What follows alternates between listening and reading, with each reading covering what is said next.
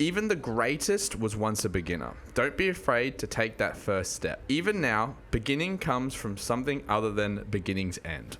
What that means is stop being afraid of what could go wrong and start being excited about what could go right. So over to you, Jess. We want to firstly just hear a little bit about yourself. How did you start CrossFit and how long have you been doing CrossFit for?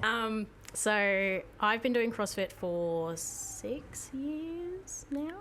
I started going to the gym when I was about 20. I had no previous sporting background, obviously, and I was a bit nervous. So I just started off at a conventional gym and had no idea what to do.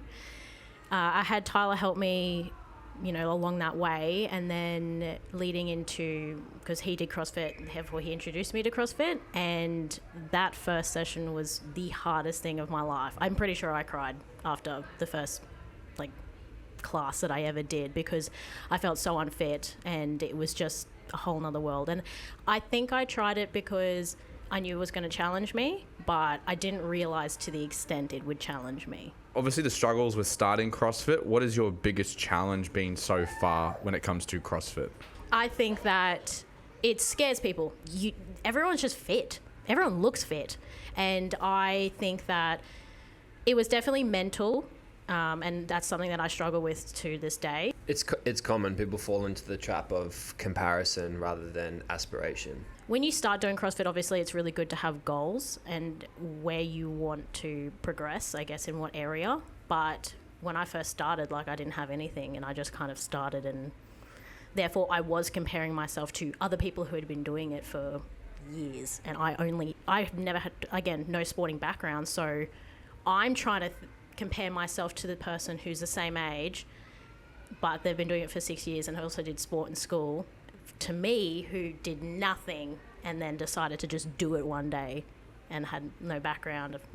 So what did that look like? Was it just like a conversation you had with yourself and the next day you were like, okay, I'm going to try this thing? Did it take a couple of weeks for you to build up the courage? It was really random because I think it was a couple of weeks out from me turning 20 and I didn't really want to be overweight anymore. And I thought, okay, well, I got to make a change.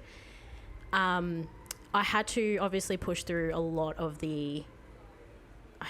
my mental, blocks for continuing on, because consistency is obviously a really big thing. So I found that for me, I just woke up. I've always wanted to change. I just didn't know what to do. And it was very helpful having someone with you to help you. That's obviously really good if you have friends or someone like that. I would suggest it. But yeah, I did wake up one day and just thought I wanted to change. I've always been interested in sport, just never got into it. Let's steer the conversation towards not having a sporting background. What element of CrossFit was the hardest to learn coming into it with no skills behind you? And I would say still learning is gymnastics, because I am a little bit heavier. So therefore, I feel like gymnastics is a lot harder for me. It's very technical as well, gymnastics. And I feel like for the last 6 years, I've been learning it compared to something like Olympic weightlifting. I feel like I picked that up a lot easier. Cardio has always just been hard. What do you find more rewarding, when you progress in your gymnastics, or like how you said, Olympic lifting you find easier when that progresses? What's more rewarding to you? Olympic lifting, because I like being strong. I do thoroughly. I like being known as strong. I like being strong. That's how I see strength. Don't get me wrong. I do also think that people who can do 10 unbroken stroke pull-ups are very strong, like that calisthenic strength. I love that, and I do hope to get there. It's just going to take me a lot longer, I think, and a lot more dedication that I haven't put into it, because I put that into Olympic weightlifting, which I have to sacrifice then that little bit of enjoyment, I guess, for strength, like that strength training, to do gymnastics. How has your experience and time in weightlifting led to massive strength gains? So explain that to people when they see you. They're like, oh, why is she so strong? Yeah. How can she lift so much weight? For someone on the outside, it probably doesn't look like they're a big lifter.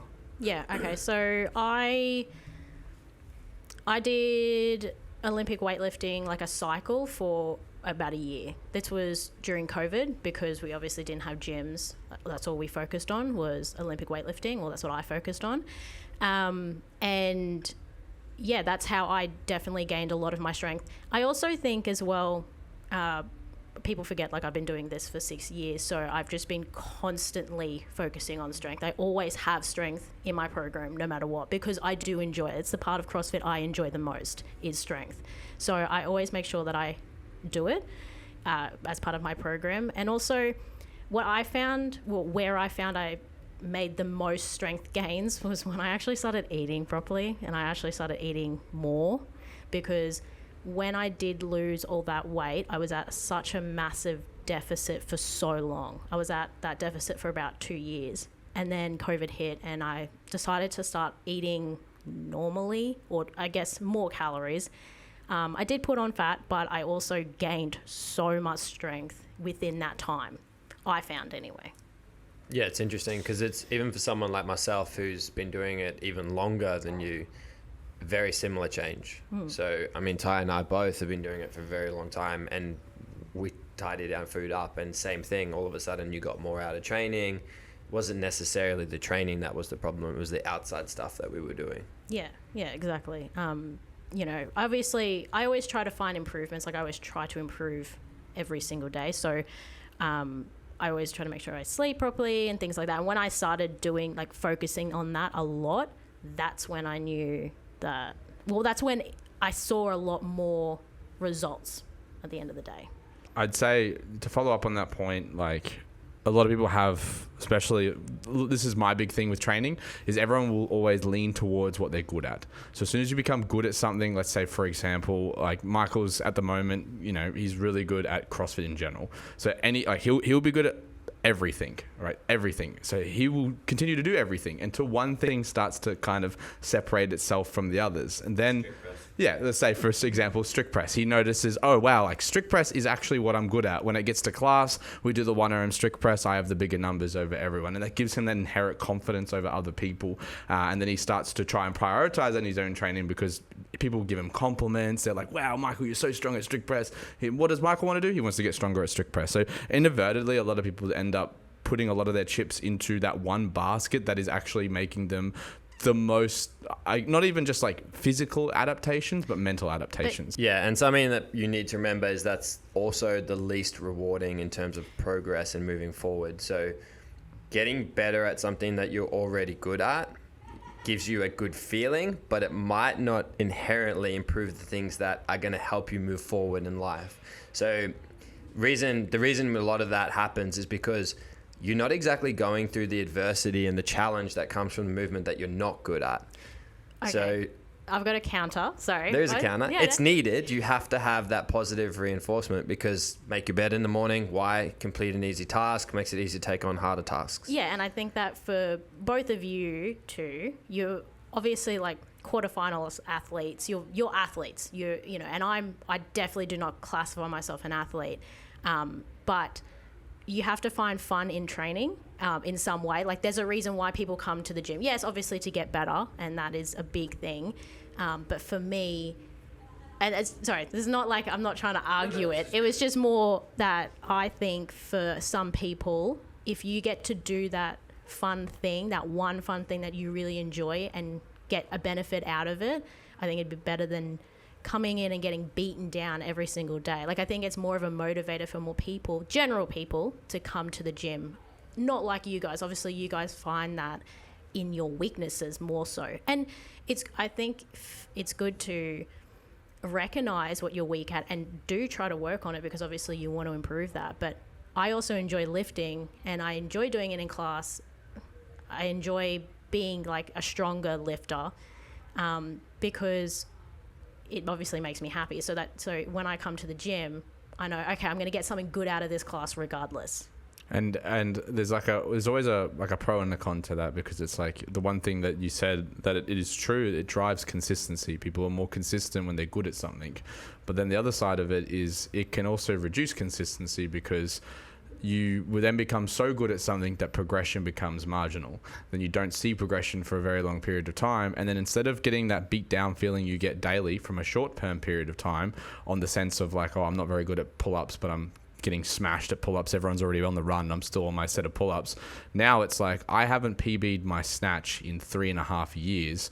Am I just a crap athlete? Am I just doing something wrong? It's because you've gotten to the point where now marginal gains of 0.25 kilos might be all you need to progress in, but your ego won't let you do that because you've always excelled at that certain lift. So there's two sides to the coin for any conversation, especially when it comes around like putting all your chips into one basket. But I guess at the end of the day, if you're showing up to the gym in general, and that's the one reason on a bad day that you would still show up to the gym, cool. That's a good reason to get a little bit healthier and kick some ass. Last question for you, Jess.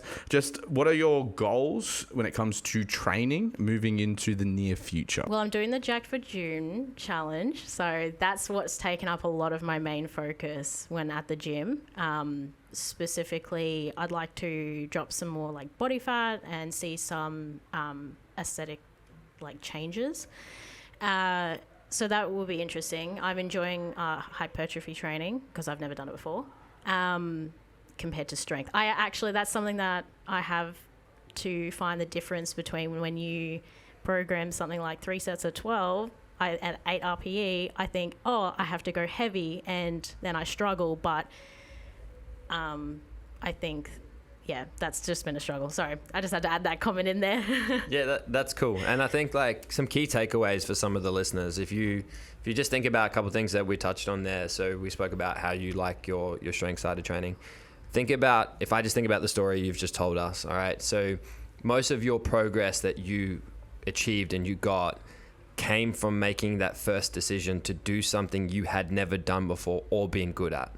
And that's a big takeaway. Like she's right when she talks about making sure that you do things that you enjoy, but you can also find enjoyment in things that you're not good at. And that's what people that are very put together, very well-rounded, and very successful do.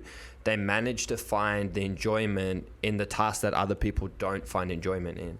Any other goals, I think, like obviously I've started running a lot more, so I would like to be able to do 10Ks. There's a perfect example. I remember when you first started running, how much you would complain about running. I still complain about running. But now you enjoy it more. It's more fun. Yeah. So it's more throwaway comment. I wouldn't say it's a negative complaint. No. I see, I saw, like, I've always struggled at running. Like, I always have, because I've had calf problems and Achilles problems. So that was something that I found and recognized that I needed to work on. So I started running.